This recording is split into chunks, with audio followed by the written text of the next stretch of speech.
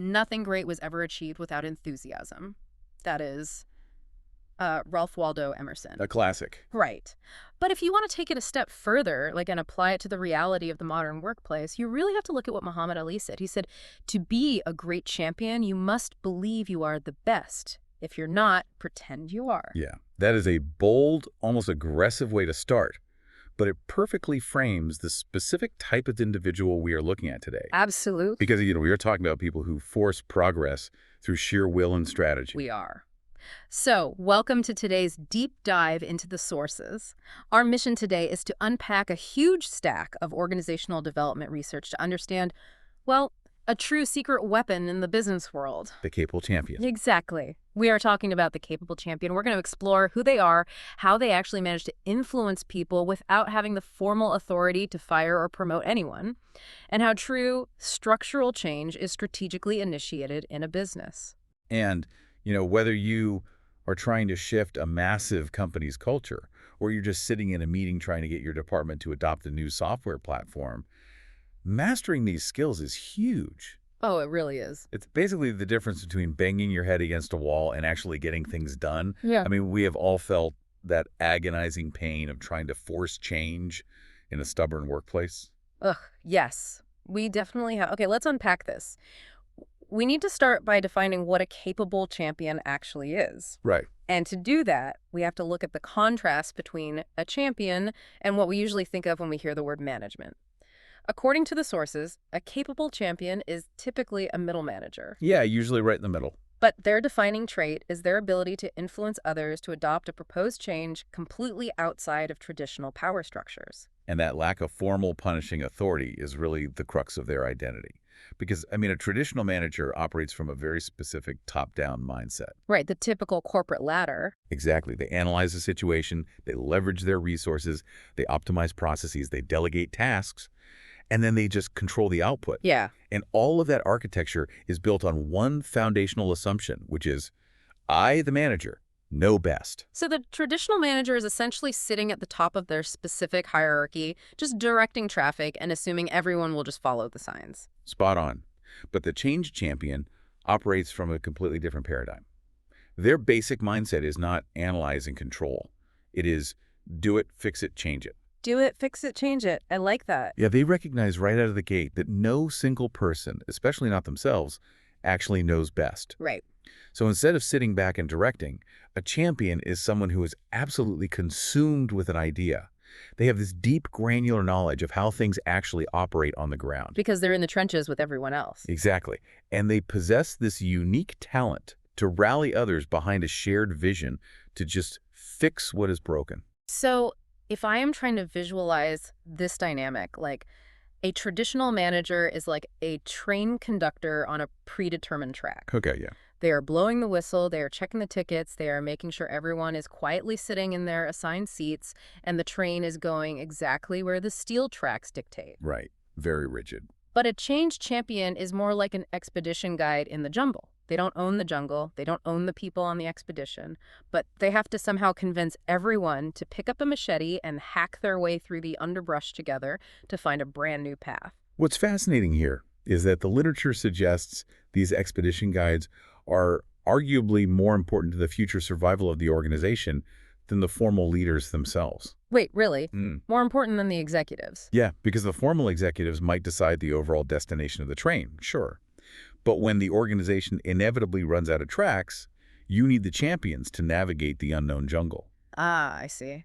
Organizations are rapidly realizing that vertical relationships, just giving orders from the top down, they just aren't enough to survive anymore. No, things change too fast now. Exactly. Lateral relationships and this specific ability to influence without authority are critical to building an organization's actual capacity to adapt. But that brings us to a massive hurdle, though. How do they actually do it? That is the million-dollar question. Right. I mean, if you are a middle manager and you can't fire someone for ignoring you, and you can't give them a raise for helping you, how do you get them to follow you into that jungle? Well, influence in this context requires trading.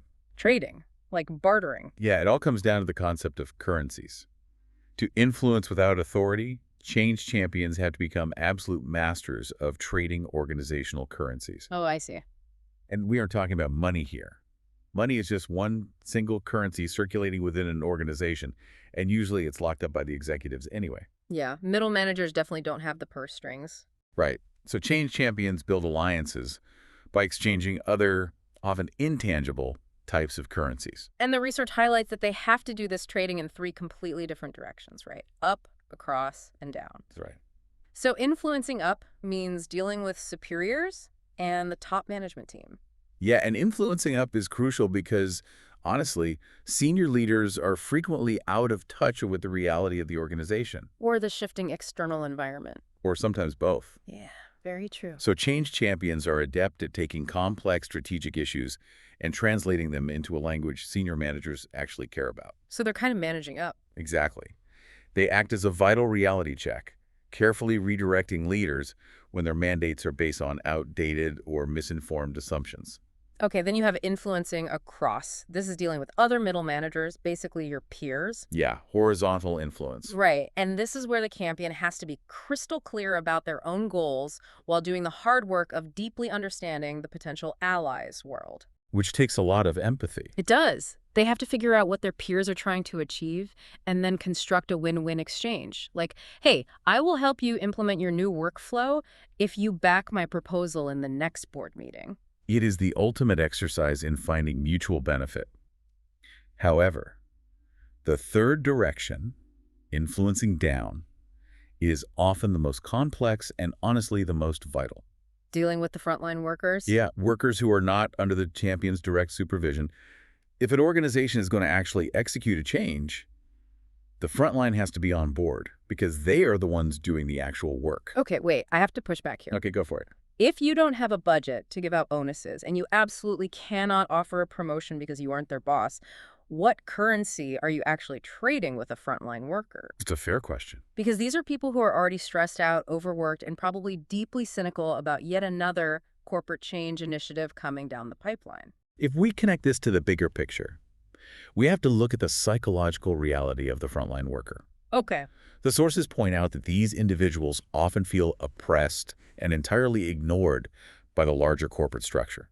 They are constantly bombarded with conflicting, confusing narratives from upper management. Oh, for sure. The classic corporate doublespeak. Exactly. So the currency a champion trades down isn't financial at all. It's relational and highly supportive. So we are talking about soft skills as a literal currency. Vital soft skills. A champion offers tangible support in the trenches. Like what? What does that look like? Well, that might mean providing practical, hands-on assistance when a department is short-staffed. It might mean getting them access to tools or inside information they usually can't get on their own. Oh, that makes sense. But more importantly, champions help frontline workers make sense of those conflicting corporate narratives. They act as a buffer. Oh, I like that. A buffer. Yeah, they translate the corporate chaos into plain English so the workers feel less threatened by the incoming changes. They offer the currency of clarity and the currency of protection. That makes a lot of sense. You are essentially trading peace of mind and practical help in exchange for their buy-in and effort. Exactly. But it requires a tremendous amount of political astuteness. I mean, the text mentions champions have to carefully consider the evolving interests of others alongside their own evolving interests just to get the timing of their initiatives right. Timing is everything. Right, because you can't ask for a favor when the front line is drowning in a quarterly crunch. No, you'd be laughed out of the room. Yeah. It is a delicate, ongoing balancing act. But because these individuals are so essential, the conversation in organizational development has completely shifted. How so? It's no longer just about looking at what a lone champion does, but rather how an organization can systematically cultivate an entire ecosystem of them. Okay, so if a traditional company is built top-down, like a spider, where the CEO is the brain and all the legs just follow orders, Wow. what you were describing sounds more like a starfish. Yeah. The starfish is a brilliant metaphor for decentralized power, which is heavily discussed in the sources. Because of how they're built biologically. Right. If you cut off a spider's head, the entire organism dies because all the control is centralized. But a starfish has a decentralized neural network. Right, they can just regenerate. Exactly. You can cut off an arm, and not only does the starfish survive, but that severed arm can sometimes regenerate a whole new starfish. That's wild. It is. And future organizations have to operate like starfish. Yeah. They must rely on a decentralized network of capable champions rather than a single central brain of formal leadership that bottlenecks every single decision. But how do you actually build a starfish? I mean, the research outlines several practices for cultivating this ecosystem of capable champions, and the first major takeaway is about where you find them. Because the instinct for a lot of senior executives when they want to change the company is to immediately hire a flashy outside consulting firm, Always. right? But the sources explicitly warn against this. They say you must hire, develop, and retain change agents from within. Bringing in outsiders too quickly is a massive strategic error. Why is it so bad? Well, when leadership immediately imports external consultants to drive a cultural shift, it sends a glaring, demoralizing signal to the existing middle managers. It loudly proclaims, "We do not trust you to fix this." It completely undermines the very people who have the detailed, on-the-ground perspective of the organization and its actual customers. So they just tune out. Exactly. The sources emphasize that people who have already led others within the company make much better change agents than external staff who just have theoretical backgrounds. Okay, but if we know we need to find these people internally, how on earth do we identify them? Do we just send out a company-wide email asking who wants to be a champion? No, you definitely don't do that. You have to look for specific behavioral markers. Like what? You look for the early volunteers, the people who always raise their hand for pilot programs. You look for individuals with high emotional intelligence and significant informal power. So the people everyone naturally goes to when things break down. Right, the people everyone naturally gravitates toward for advice, regardless of their actual job title. And interestingly, the text says you should actively look for positive critics. Wait, positive critics? You mean the people who push back and complain? Yes, but the ones who push back because they genuinely care about the outcome, not just to hear themselves complain. Oh, I see the distinction. Yeah, positive critics are gold because they already possess the passion and the analytical eye to see what is broken. They just need to be directed and empowered. But even if you empower them, they still lack formal authority. I mean, there are going to be moments where a champion hits a bureaucratic wall that they simply cannot charm or trade their way through. Oh, absolutely. And this is where the concept of sponsorship becomes critical. Okay, practice 7. Right. Senior leaders must act as sponsors for these champions. They have to formally authorize the change efforts and provide tangible resources like budget and time to keep the momentum going. And intangible resources too, I imagine, like public validation. Oh, that symbolic support is often the only thing keeping the initiative alive. The sponsor has to step in at critical moments and use their formal authority to clear the roadblocks that the champion cannot move laterally. Because the champion doesn't have the badge to do it. Exactly. Without that effective, visible sponsorship from the top, even the most politically astute change champions are highly unlikely to succeed. Here's where it gets really interesting, though. We want these champions to innovate, to hack through the jungle. But traditional corporate structures are designed to punish people who deviate from the path. Very true. I mean, most organizations only reward managers who reduce variation. They reward efficiency doing the exact same thing the same way every single time with zero errors. But the text explicitly notes that change champions make mistakes. Doesn't rewarding people who make mistakes encourage a culture of failure? It is the ultimate paradox of modern management, honestly. Traditional organizations are obsessed with efficiency, which demands reducing variation.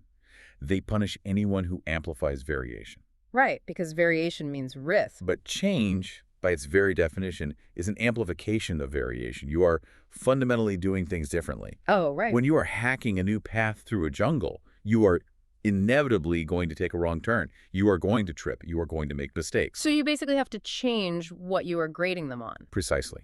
The research argues that organizations must pivot to rewarding effectiveness rather than just efficiency. Effectiveness, got it. Right. Champions make mistakes, yes, but they learn from those mistakes, they iterate, they pivot, and they ultimately succeed in bringing about the necessary change. So the end goal justifies the messy process. Exactly. If leadership punishes the inevitable missteps along the way, they kill the enthusiasm, they kill the champion's credibility, and they kill the change initiative itself. You just have to tolerate and reward the ultimate effectiveness of their messy trial and error process. That is a profound shift in how we evaluate employee performance. But this raises a practical issue. It's the way. Champions are great in the jungle, but someone still has to charter the expedition. You don't just walk into the office one day and yell, okay, everyone, start amplifying variation and trading currencies. No, definitely not. Right. To set the stage for this starfish ecosystem systematically, an organizational development, or OD practitioner, has to properly structure the initiative. Yeah, and an OD practitioner is defined quite broadly in the text. It doesn't have to be someone with that specific HR title. Oh, really? Yeah, it is anyone who is helping a system to make planned structural change. And they rely on a very rigorous consulting cycle to ensure the change is set up for success before the champions ever start their work. The sources outline an entire loop for this. Entry, contracting, data gathering, diagnosis, feedback, intervention, evaluation, and exit. It's a comprehensive process. It is, but we really need to focus on the first part of that loop, entering and contracting. Because if you mess up the blueprint here, the entire house collapses. Absolutely. During the entry phase, the absolute most critical task is figuring out who the client actually is. Yeah. And the sources map out a spectrum of clients that is far more complex than just, the person who signed the check. Right, because usually you have the contact clients who just send the initial email, then the intermediate clients who might be the managers you gather data from, Right. and then the primary clients who own the problem and are actually paying for the service. But the really fascinating part of the text focuses on the indirect stakeholders. The unwitting clients. Right, what are those? These are the people within the organization who will be deeply affected by the intervention, but they have absolutely no idea it is happening yet. Oh, wow. Yeah.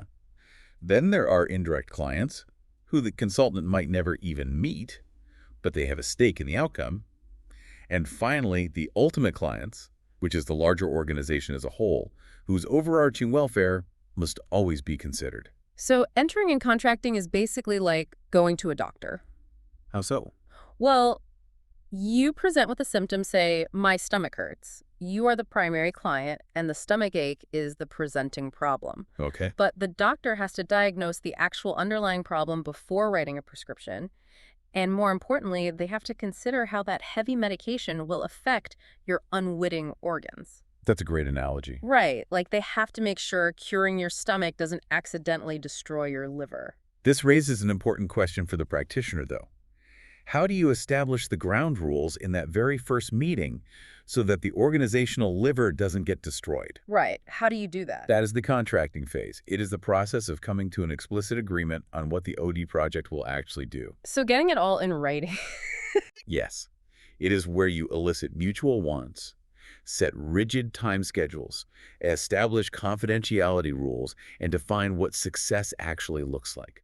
I imagine the primary client often sits down in that contracting meeting wanting immediate reassurance, right? Like they want the practitioner to say, yes, I can fix your company's stomachache today. It will be super easy. Oh, they almost always want that. Yeah.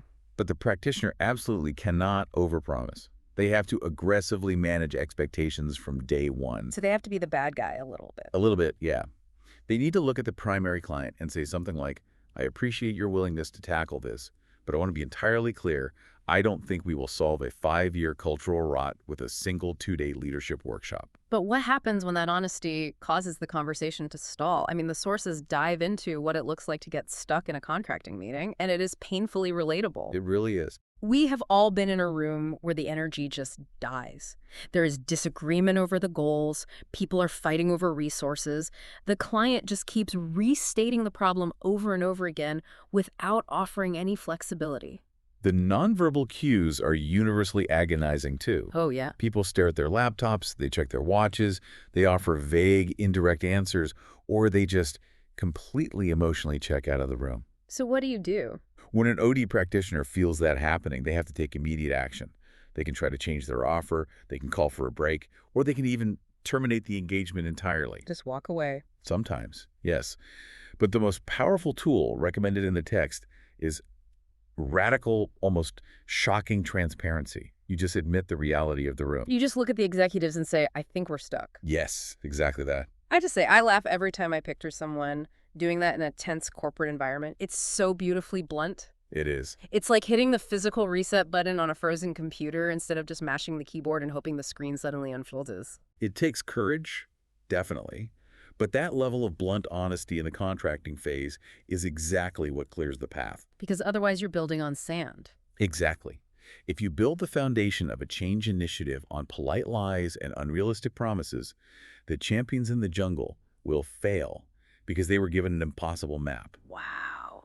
But when you get the contracting right and you empower the champions, the results are transformative. Yeah. The research gives us some incredible real-world examples of this ecosystem working in perfect harmony.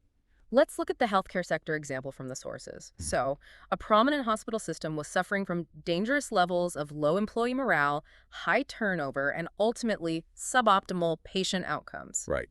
And the OD practitioner in that scenario didn't just rush in with a top-down mandate from the hospital board. Which is what normally happens. Exactly. Yeah. But during the entry phase, they accurately diagnosed that the frontline nurses were completely burned out and highly cynical. Understandably. So instead of a mandate, they actively recruited a diverse group of change champions from various departments. And those champions went right to work trading currencies. They did. They buffered the frontline nurses from the chaotic administrative demands, trading the currency of protection and clarity.